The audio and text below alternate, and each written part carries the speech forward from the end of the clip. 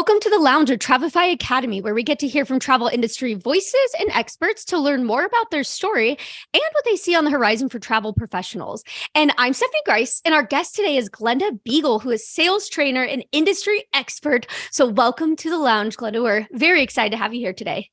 Thank you so much. I'm excited to be here. I know this is going to be so fun. I'm super pumped for this episode.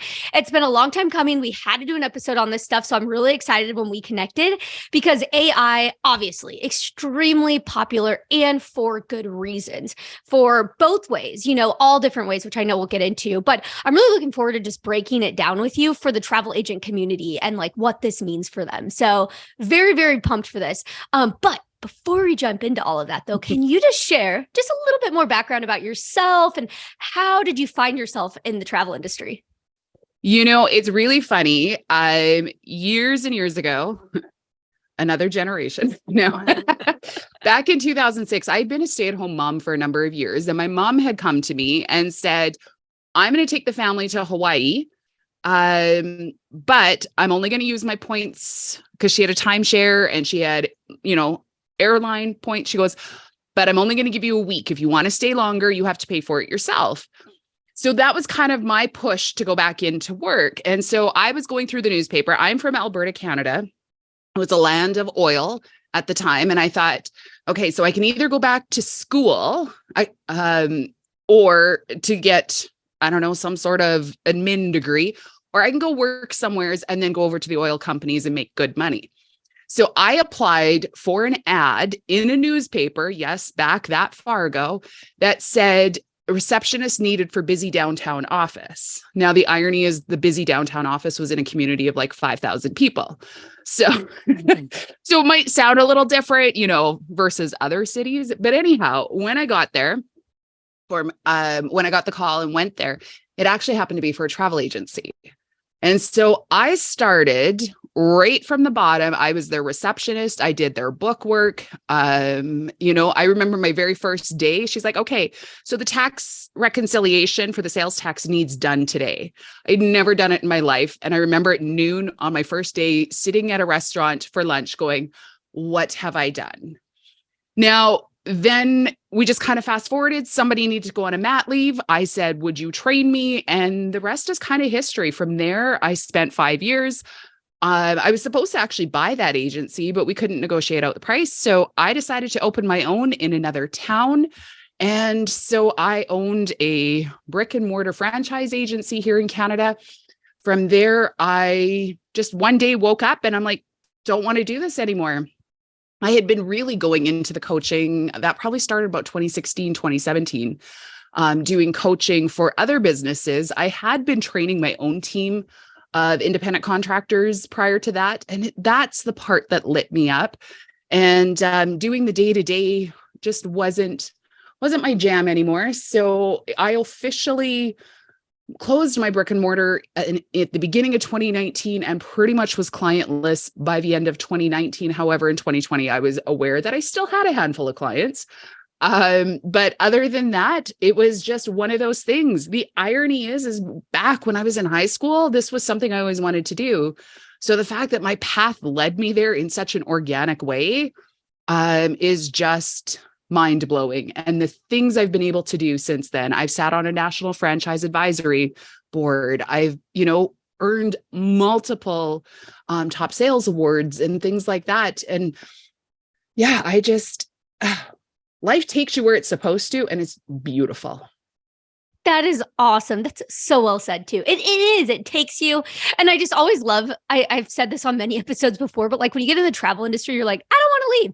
I'll do something different, but like I'm staying here. So that's so cool. You like found what your passion was, within this industry, which is really cool. And, now, talking about you've seen all the shifts of, through all the years of all the stuff in the travel industry. And now we have a new one, AI. How crazy. So, but before though, we dive in, for those who are still like, I'm sure everyone's heard like AI, but what exactly is that? Like, what does that mean? Can you give just an overview?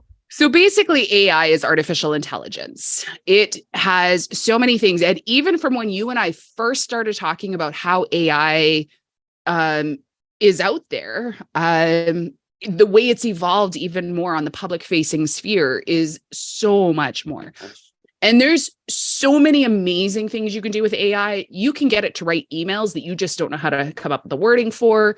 You can get it to help you. For me, it gets rid of the blinking white cursor. When I have a task and I'm like, I don't know where to start, it will create an outline. It will create whatever. I actually did it to write up a Facebook ad for me for an upcoming lead magnet that I'm going to be putting out. And not only did it give me a script that was so perfectly in my own words, it even gave me a shot list to tell me, pan in on this, pan away on that, show this. Like, it's amazing what all it can do. And it's absolutely fantastic. But of course, there's dark sides to it too. And I'm going to chase a little squirrel for a second here. Sorry. I like If it. you are a parent, I really encourage you to know what it is and what apps and social media channels your kids are on, especially Snapchat and things like that. You know, that's not travel related. It's just mom to mom. I really want you to know what's out there, because they can now get an AI buddy who can have an entire conversation with them. So that's just my little plug for the parents out there. Make sure you understand not just the good and how all the amazing things you can use in your business, but also the darker sides that are out there, because with everything good comes something dark too. Mm-hmm. Oh yeah, absolutely. And that's such a good point to bring up, because yeah, of course we're talking about like how can you use it to build your business and all that, but it is so important. It's a whole new thing. I mean, people have been comparing this to like internet, and how this is completely changing everything. But one thing though that I did want to chat about, because I myself was actually really confused about this at the beginning of hearing AI, is what are the common places that advisors will hear about AI? Because artificial intelligence, but like, for example, I usually will use like Chat GBT. So when you hear Chat GBT, like what is that? And then like, what are other ones that like you typically hear to be aware of? And like, what are the differences of those? So there's so many different ones, and I'm not a total expert in terms of all of the different sorts of platforms that are out there. I know there's Jasper and I know there's Write Sonic. Actually, Write Sonic is very cool for blog writers. If you're looking to write your blog content, it lets you type in what you want, and then it gives you 3 options. From there, you pick, and it gives you 3, like it breaks it down piece by piece. Little plug That's for them. cool. But I really like that one. But my overall go-to is Chat GPT. But, that's almost like a simplistic thing, if you will, because we're now seeing it pop up. If you have been to any hotel's website and things like that lately, they've always had that chat with a person button. Well, you're no longer chatting with a person. You're chatting with an AI something or other that's out there. And the capabilities they have is absolutely mind-blowing. To kind of put it in perspective, and this is kind of where that Chat GPT came from. My son, who's in his 20s, he had told me about it. He's like, Mom, this is actually kind of creepy. He's like, but I was bored one night, so I played. So he actually then spent an hour and a half writing a story with his chat buddy in Snapchat. They wrote the plot lines, they wrote the plot twists, they wrote like added in characters, and they would ask each other questions. And he's like, legitimately partway through, I forgot I was not talking to a human. And so he goes, it is so advanced in that perspective, in the way that he's like, it's not that it reads your mind because it just takes what you're doing. He goes, but it listens at a level that humans sometimes don't listen to each other. And especially when you're in that sales cycle, that buying cycle, things like that. A lot of times we're not listening to our clients. We're only hearing so that we can speak again. We're not listening to what they're saying, or better yet, listening to what they're not saying. So that's kind of, that gap that's in there. One, if we're not paying attention and we're just taking everything at face value, or we're not fully listening to our clients, AI is going to take us out. There is no ifs, ands, or buts. This, like you and I were chatting at the beginning here, this is the new virus, if you will, in the travel industry, because every time something comes around, we drop off a lot of travel advisors. And I don't know about you, but I've been reading a whole lot of stats about how we need so many more travel advisors in the industry. But AI, while it's going to add so much benefit to your travel business, there are so many tasks that you can expedite or just simply make easier in your business. If you default to just letting it be easy, you're not going to have a business.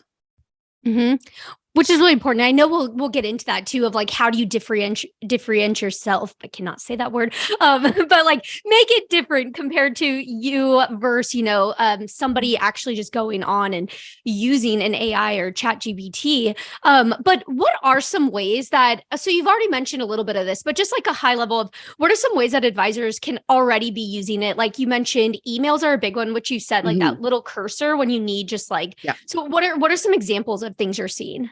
So as I mentioned earlier, I used to own a brick and mortar agency. I used to have an entire team of travel advisors that were in my office, but I also had quite a large team of travel advisors that worked from home. And so I kind of got to notice a little bit of the differences there in terms of when there would be, CNN would pop up something about Mexico gangs and things like that. I was able to have conversations with my team that was inside the office where we could dispel some of those conversations, things like that. And we realized that our outside team didn't have that same sort of thing. So we actually got to a point where we would record lives where they could watch us have these conversations so that way they could kind of be a part of it too. Now, myself working from home, I suddenly realized I don't have that ability to have those same sort of conversations. I don't have those people to bounce ideas off of. And being somebody with a little bit more of a creative type brain, I need to be able to brainstorm with somebody. And that to me is what AI is, its number one winning feature for me, definitely. That's super cool. I love that because that's like, I totally feel you on that because I'm also working from home and I have a creative, I need to keep it creative. And there's so many things that I'm just like, can you just give me like, I just need some words. Like, it's really just the wording of stuff, Yes. like even coming up with like podcast titles, descriptions, like I will use ChatGPT to help me come up with like, what is those words that I need to be using? Right. Like I can't think of it. So it's so true. The one thing too, though, is, how, because it's really important. We talked about this before too, is it's very, very important to think about how are travelers using ChatGPT? Like I played around with it being like, can you put me in 3-day itinerary, like in Chicago? What are the top things to do? So it's really important, obviously, to know what people are using it for. So what are you seeing? What are those things that are very important that travel advisors should know how it's being utilized outside of their expertise? Absolutely. So definitely it's creating those itineraries for destinations that perhaps that was never something clients could do. It was completely beyond the scope. And now they can put it in there and say, give me a 3-night itinerary in Rome, a 3-night itinerary in Venice, a 3-night itinerary in Florence, and it will go through. And not only will it suggest, places to stay or places to see and things like that, it will even give you restaurant recommendations, depending, especially on how specific it is that they ask for it. Sandra from Travel Marketing and Media was showing me the other day that she was able to put in for flights, just when she does her domestic flights and things like that. Give me the best rate for this city pairing. And it gave her something different from what was already booked. So she had it changed, because it is out there. There is going to be that sort of thing. Now, that's where you're going to have people that are going to be competing on price. And there's no prize for being the second cheapest. So if you're worried about clients losing clients because of price, they probably weren't ever going to be loyal to begin with. So just exhale that one. But there is ways that they can do it. They can get itinerary ideas. They can put in, let's say they want to see history, they want to see culture, they want to have great food, and they can list off everything they want, and it's going to spit them out some ideas of places to go, based on what it is they want to see and do. There's still some limitations to that. And and so with that, I will also say, I don't know about you, but over the years, I had clients that would say to me, oh, my friends told me this was an amazing resort. They had like the best time ever, and that we absolutely had to check it out. Well, the irony is it was a swingers resort. So that led to a very awkward conversation that I needed to have with my clients, which then, of course, they were like, oh, my heavens, no, that's not what I want to book, but totally explains our friends. Yeah. Okay. No, that explains that story. So there's limitations to what things are. And that's where you need to know your client so that you can differentiate that. That is so funny. AI out here exposing people. It's so funny.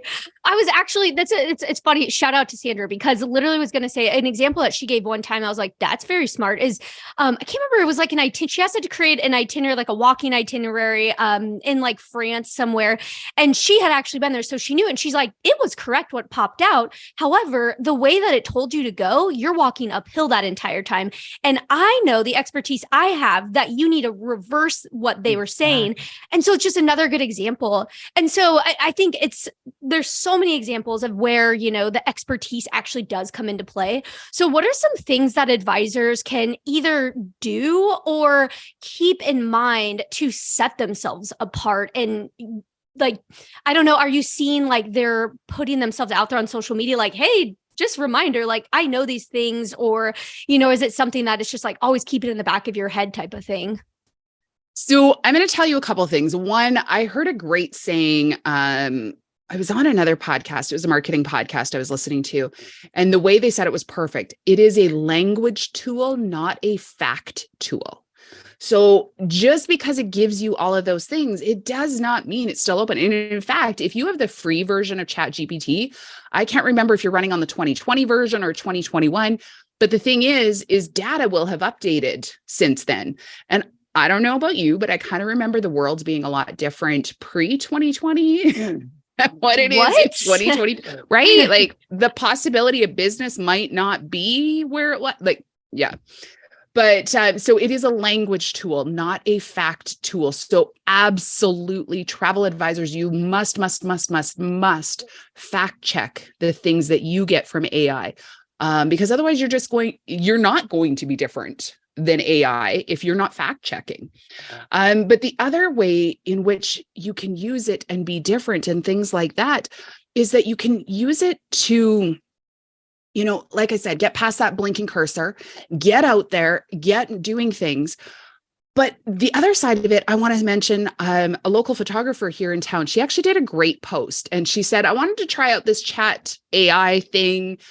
So I put in what I was thinking because my thoughts were all rambled and scrambled. So I put it in there and she goes, but this is what it gave me. And she goes, I don't like it. This is what I wrote. What I wrote was me. And so I will say sometimes when I go into AI and I put things and it will not give me what I want, I look at it and I'm like, because what I did was the best. What I did was my language, was the right way to say it. And so again, same as that brainstorming, it also reaffirms for me. But you have to be open to the fact that AI may not be able to help you. And so I want to make sure that when you are doing things, you're sending out emails, proposals, creating marketing, whatever it is, don't lose sight of your own voice. That's what people are buying. That's what people are connecting with, is your own voice. Because if you default to being 100% AI, you're no different than anybody else. Mm-hmm. Oh yeah, absolutely. It's actually really funny you say that with like the voice, because I was because I use it a lot of times again to like help me think of things. And my manager Scott, shout out to you. He was like, I can tell you, like he said this in a nice way, I can tell that you've been using it because there's a lot of buzzwords in this. And I was like, guilty, you caught me. Yes. So it's like, it is true. I mean, people will catch on to that as more and more people get or use AI. They're going to probably point things out and be like, that's very different than the way, and so that's really important. And another thing I thought of too is with everything completely changing, like even when this gets published, could be new things out there. What is the best way to stay up in the news about everything? Like do you have any ways that you do that personally? So the reality is, if you just try and stay up in the news, you're going to spend your whole life staying up in the news. Yeah. We are in the travel industry. We have politics to figure out. We have, world events to figure out, things like that. So I would say finding yourself a handful of trusted authorities, whether it's podcasts or whether it's blogs, where you know that those companies, those individuals, those people are the ones that are staying up on it. They are the expert at what they do. Follow them, because then they will distill down, because that's what they do on a full-time basis. As I was mentioning earlier, the information I get from AI, I've picked up from a podcast, and I feel terrible. I can picture it in my eye as to what it looks like. I cannot think of the name of it. Dr. JJ Pearson. It was part of Donald Miller's story brand sort of thing, but it's the new podcast sort of thing. That's where I get so much of my AI, because they've really geeked out on it. And then I've taken it and I've tried it, because I think that too, I'm going to get on a little soapbox for a second. Do it. Don't just consume information. It's useless. You have to implement it. When you hear something, you're like, oh my goodness, that's a game changer. Well, it's only a game changer if you implement it. And if you implement it and it's not a game changer, be willing to rinse and tweak it and try it again in a different way, or be willing to walk away from it. But there's so much world of magic pills out there. All I got to do is dance for this TikTok, or I got to learn how to do the latest Instagram reel dance, or whatever it is. That's not what people are buying. People want things that are going to actually get them their problem solved, to actually get them what they want. And so I think we live in a world, in a society, but especially in the travel industry, there's a lot of people who are very busy without actually getting anything. And it's because they're constantly consuming and not implementing. Mm-hmm.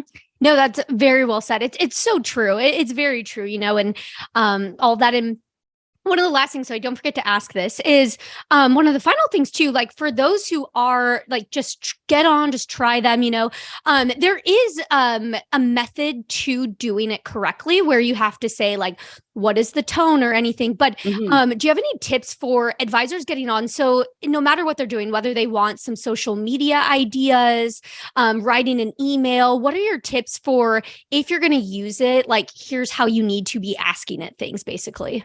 So you want to tell it what it's writing. So is it writing an email, a social post, a proposal? I actually did up a proposal that I'm sending out to some suppliers to possibly work with them. I did up an entire proposal. Now, here's the thing, because again, in the world of magic pills, some people would be, just write me a proposal. That's not going to work. I actually implemented almost a page and a half of material that went into it, because I created almost my outline, if you will, with all of the points that went with it. And I was very specific. I am doing it for this company. My company is Art of Selling Travel. I help travel advisors sell more travel. I help travel advisors overcome objections. I help travel advise. I listed all of those things out. I also put in there, if this were to be a successful collaboration, these are some of the things I'm willing to do. This is the workshop I would like to offer. This is the availability that I have while as a part of your event, things like that. I would be willing to sit at a hosted dinner table nightly, all of these different sorts of things. And I put all of that in there, and then it spit me back my proposal. And I was like, oh, this is good. And then I hit shorten it. Because you don't just want to have it long for the sake of being long. And so you can say shorten, you can say reduce by half, and you can do that multiple times. My son recently, we typed in everything he had for his bio, if you will, for his resume. And so we put it in there, and he's like, I only have 3 lines that'll fit on my resume on that one page. So we kept shortening it until it fit within that space. And when it was done, it was really good. We did tell it, more casual, because he was only 20, he's 22, 23. It's 20 something. And he's had quite a a series of jobs and that sort of thing. So we said, make it more casual. And it's like, my skills are will kick butt and I'm the bomb. And I'm like, okay, less casual, less casual. That is so funny. But it was just a matter of, and I don't write my son's resume, just so we're clear. But we just been chatting about AI and he was working on, he's like, well, what's that AI thing going to do for my resume? I'm like, I don't know. Let's try it. Yeah. And I think for a lot of people, it's a matter of just trying it. I kind of, we have a local women in business group that I help organize here in my home community. And so we did do a luncheon on AI. So I'm like, before we start, do not start playing with AI after supper unless you are a night owl, because this is going to be like a Pinterest rabbit hole. When we all first started on Pinterest and went down there for hours and hours and hours, it can happen. But there's a lot of ways that you can learn about AI, and really and truly it's just playing with it. But ultimately, while it's going to help in so many ways, I use it every day in my business. I know there's lots of other people that use it in their business. It's still not going to make up for not being you. You know, you cannot hide behind a computer in the world of travel. People who want to just work with a computer are probably going to book with an online travel advisor. They're going to book with an online travel agency. They're going to book with the big names. They're going to book with the big discount warehouse, you know, all of those sorts of things. People want to work with people. You've got to get on the phone. You've got to have connection. Because again, when people fill out those forms, they fill out whatever, they do it all electronically, and it comes back to you. It's still just as much information as they knew. When I want to replace the windows in my house, I have no idea what any of the information, like any of the boxes are. When they say, what's your budget? I'm like, I don't know. What's it going to cost? Like, how do I pick this? Because how are you going to judge me?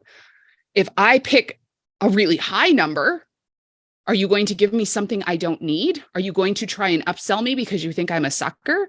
If I put a low number, are you going to be like, oh, they're not even serious? I legitimately do not know how much these things cost. So that is why it is so absolutely critical that you actually have a conversation with your client. I am a big believer, even if you've worked with these clients before, that you still get them on the phone. You still get them on a Zoom, still meet them in person.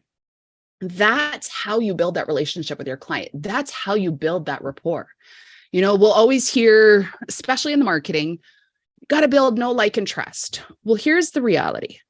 They have to know you in order to be able to book with you. If they don't know you, how on earth are they going to book with you? So I 100% agree. They have to like you. Yeah, they do. But at the same time, if you're the best, they might still work with you, even if they don't love you. Like, they just have to tolerate you. But they absolutely have to trust you, because you're not going to do business with somebody you don't trust. But the thing is that only gets you so far. Just because they know, like, and trust you doesn't mean that you were the one that asked them to book. It doesn't mean that you're the one that said, hey, I've got this amazing thing because we had a conversation last time you booked. I know that this is something that's on your bucket list and it just came through my desk, and you've got to be the one. You know, we've got to stop relying just on that inbound marketing where we put out something on social media, we put out something on our emails, and then it comes back to us and we just sit at our desk and wait. We need to be making sure that we're proactively reaching out to our past clients and saying, hey, you know, when we were booking this trip last year, you mentioned this. I just saw a fabulous opportunity come along where they're doing something completely different. You know, if you have clients who have sailed all of the rivers in Europe and you're like, I don't know what to do with them anymore. Some of the cruise lines are coming out with mystery cruises on the river. So they're hitting ports that maybe haven't been publicly made aware of. Your clients don't know what's going to happen.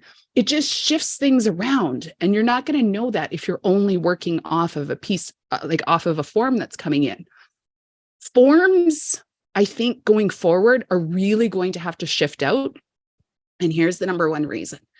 AI is about to screw the form, because everything you ask them, they can now put that into AI and have an instantaneous answer.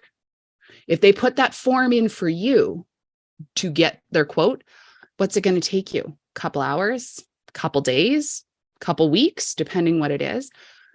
I really, really encourage you to get them on the phone, get them in a Zoom. And yes, already, I'm sure there's somebody out there right now listening to us that's like, I don't have time for that. But do you have time to prepare a quote over the next 2 days to find out that they pumped it into AI, figured out which supplier they could go directly to, and booked it there? Build the connection with your client. AI over the next little bit, especially as people are putting chatbots onto their websites and things like that. And some of those chatbots are really expensive, which means the really big players, the ones that have come along and disrupted the travel industry before, are absolutely going to be able to disrupt it again. Make a human connection with your client, or AI is going to take you out of the game. I love that. I feel like people listening are like, wow, did not realize that it's going to go to how to use AI to, it's all about the human connection. It's literally, that's at the end of the day. It really is. And it does make sense because it's like technology, robots versus, actual real humans. And so that's awesome. It makes so much sense, the importance of everything. One thing that I want to make sure to ask too is, where can everyone find you at? What's your website and social media? So my website is artofsellingtravel.com. It is a Google domain, and Google and I are having a fight. And so every 2 months they drop it and I don't notice it until somebody mentions something. But I am on Instagram and Facebook under Art of Selling Travel. Hit me up there. I hang out mostly on Instagram, or find me on LinkedIn as well. And I'm just under my own name as Glenda Beagle there. And I love to chat. So definitely come on over, find me there. Awesome. And guess what? We're not done yet, because I didn't tell you this. We have rapid fire questions. Of course. They're all fun, all travel related, all good times. Okay. So we're gonna do these. There's 7 of them. These are always one of my favorite parts. First one is, what would you say is your favorite travel movie? You know what? It was My Big Fat Greek Wedding. Oh, that's a good one. And there's a new one coming. I saw that, and the reason is because I remember I had applied to go on a fam to Greece, and I remember watching it one night on the treadmill while I had it like at a 10 incline so that I could be in better shape, so that I could hike up the side of those cliffs and other such. And I remember watching it and thinking, this had better be worth it. And as I watched the movie, I'm like, no, it totally is. And then the next morning I got the email that I had been accepted on the fam. And that was back, I don't know how many years ago. I think that was like in 2010, 2009, something like that. But I have a muscle memory connection to that one. So that's really cool. I like that. So, and then another question here is, what would you say is your favorite destination you've traveled to? Heavens, all of them. I know. I'm going to say my most unexpected was probably South Africa. Oh, okay. And it's funny because I always knew for my 50th birthday, I was going to go to South Africa. But I had the franchise company I was with, they did a thing where top sellers of certain products would get an assortment of prizes. It was an incentive, this, that, the other. And I remember sitting at the conference. It was in September. We were sitting at the conference. They put up a tour of South Africa. And I looked at the table. I said, just so you all know, that's mine. And guess what? I went to South Africa. And it was just one of those things, because even though I knew I was going to go there one day, I was completely, in so many ways, unprepared for it. I had been so busy with everything I was doing. I had had almost no time to research. I didn't even actually really look at the tour. I didn't know where all we were going. And I made such a connection with some of the people there. Just the joy and some of my favorite memories of it all. I will say, I was, when we were in Kruger, I looked at my husband, I said, I feel like Disney broke us a little bit because there's so many animals And I'm like, but I just feel like I'm in a Disney movie now. Yes. Oh my gosh. There was something I literally just saw this on TikTok and I've totally done the same thing where you're like really truly in like Italy and you're like, this reminds me of Epcot. It's like, no. Yeah, I stayed in the It's Savannah true. View room Yeah. at the Disney World Resort with the giraffes walking by. I'm like, oh yeah, I've done this. Yeah, like I've seen this before, of course. That's so funny. Oh my God. Disney has way to go, Disney. But you know what? Good on Disney because Yeah, the people who can't get to Africa still get to experience that. And I love it's that part of real. their story. Like that was part of their story that way. So yeah. Yeah, that's so cool. So a little bit of a play on this. So maybe the answer might be the same, but what would you say is the most underrated destination to visit? You know, for me, actually, I think is northern Spain.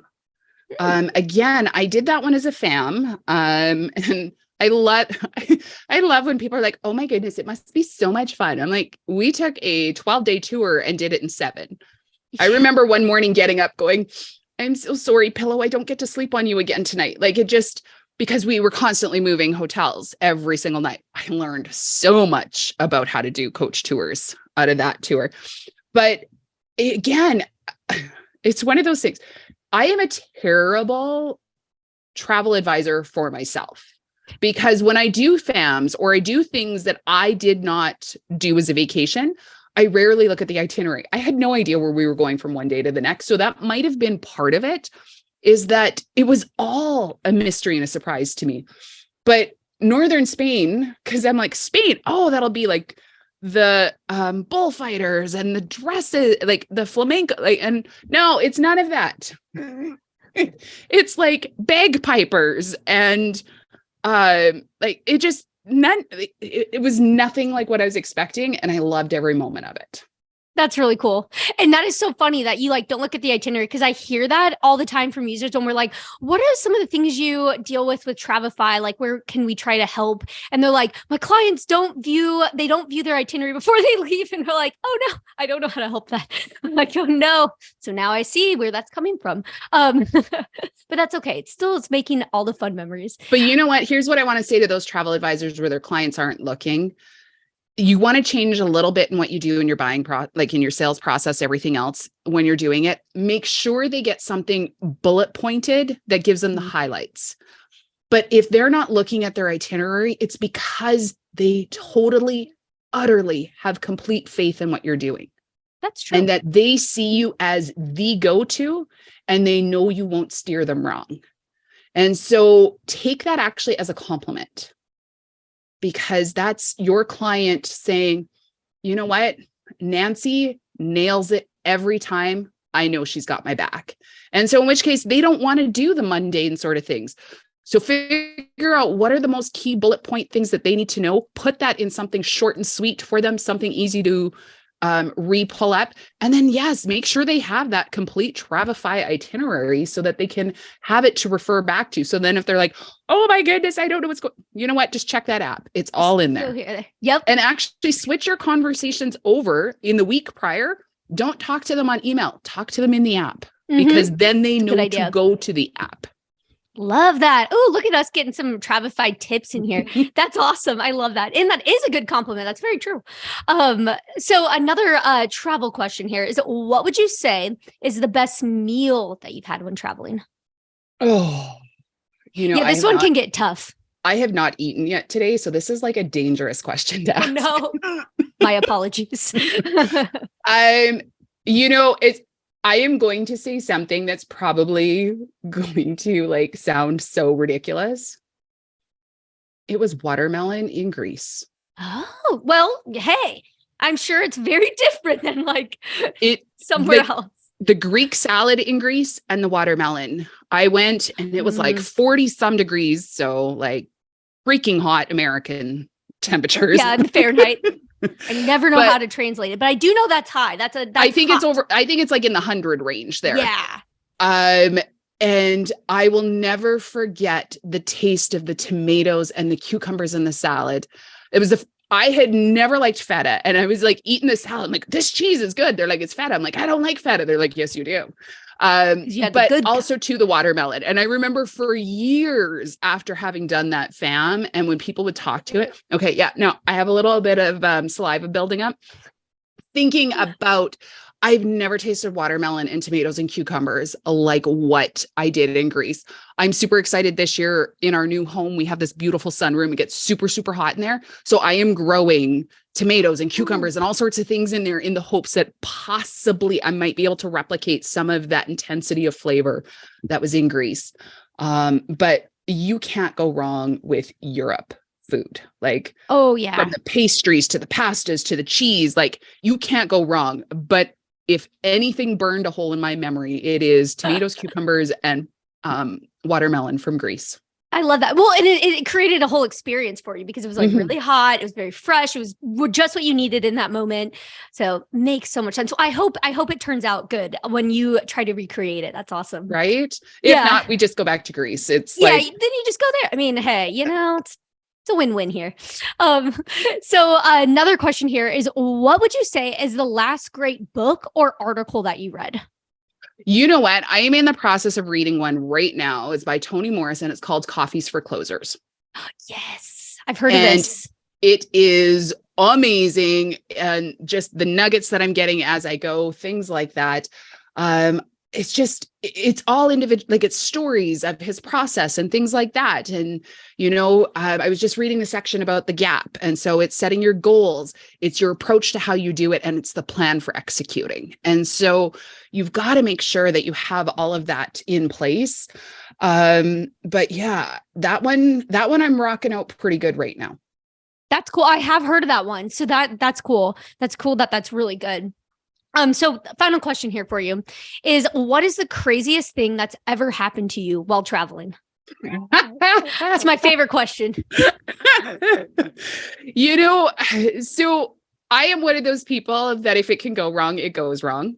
But at the same time, you can laugh or cry. So I do a lot of laughing.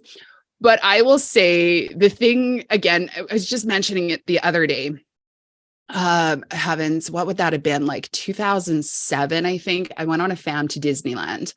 The company is like rebranded multiple times over, but I remember I'm a fraidy cat. Like there is no ifs, ands, or buts. I don't like scary rides. I did as a child, but somehow we had trauma in the middle there and we no longer do them. But the rep convinced me to go on the Tower of Terror. And you have to understand, I'm 6 feet plus. I'm not the smallest woman you're ever going to meet. And I was terrified. And like, I can't even remember how she bribed me, but she did. And so I get on that ride. I strap that seatbelt down as tight as it possibly can go. And then only as Disney would do, once you get up to the top and they go to drop you, they let your seatbelt out like an inch or two. So then your butt comes off the seat. But mine only did it once. And while we were still dropping, I was able to grab onto the handles and pull myself back so that my butt was back on that seat. So when we got off the ride, the rep says to me, she's like, we are so buying the photo. Because I go round the corner and here I am holding on with a death grip, like making sure my butt does not come off the seat. And there is the cutest little 6-year-old with pigtails, blonde hair pigtails, sitting in front of me, having the best time of her life. And I look like I am the most terrorized person you have ever met in your life. And she's directly in front of me. Because the other thing is, I had got on, pardon me, I had got on and I'm like, okay, I can do this. I was having a panic attack, but I'm like, I commit to doing one thing outside of my comfort zone every year. And so that was my thing. And then the cast member says, and for those of you on the outsides, please look up. And I look up and there's a freaking hole above my head. Because at least everybody else has a cage, but the ones on the end, there is a square where it is open. And that was just unpleasant. No, I don't like it. I have a picture to prove it. I never have to do it again. Have you ever shared that photo with anybody? Because we can put it in our show notes. You know what? I have shared it with my family, and I believe they are still laughing. I don't know where that photo, it's got to be somewhere. As we moved last year, it's somewhere around here because every so often it just appears. And I'm like, but if I find it, I will post it and I will tag you guys. Yes. Oh my gosh. Okay. I hope it makes its way up somewhere. Someday we will see this. No, it is. It's a very terrifying ride, actually. And if I could just add one more thing, on Royal Caribbean, on the Flow Rider, when they say you must like strap on whatever you're going to wear, they mean it. I wore a pair of shorts. I did have a bathing suit underneath. It was a one piece, thank heavens. The Flow Rider totally took my pants, and that was on video. I don't have that video anymore. That was back when I was running my agency and I attended a cruise academy. And so my staff thought it would be really funny to, throughout the week, do polls to see what I would have to do on the ship. And of course, the Flow Rider won. And we did temporarily post that video too. But, it just, when they say make sure like it ties on, they mean it. They mean it. Yeah, it's so real. Funny. I don't think in the history of the Lounge podcast, rapid fire questions, we've ever had that question response with like amusement park rides. That's so good. I love it. It's so funny. It's true though. Those are the ones that they make me laugh. Like I said, I can laugh or I can cry. And so let's laugh. Let's laugh. I love it. Well, I just want to thank you so much again for spending time with us today, sharing all the AI things, all the good, all the good, the bad, and the really great, and the, obviously like at the end, it's human connection. So really awesome and appreciated. And thank you everyone for tuning into this episode of The Lounge with Travefy Academy. And of course, to our special guest, Glenda, for joining us here today. Now be sure to subscribe to our podcast or subscribe to our YouTube channel for all of the latest episodes. And we hope you enjoyed our conversation today and join us again. But for now, stay safe and we'll catch you on the next flight.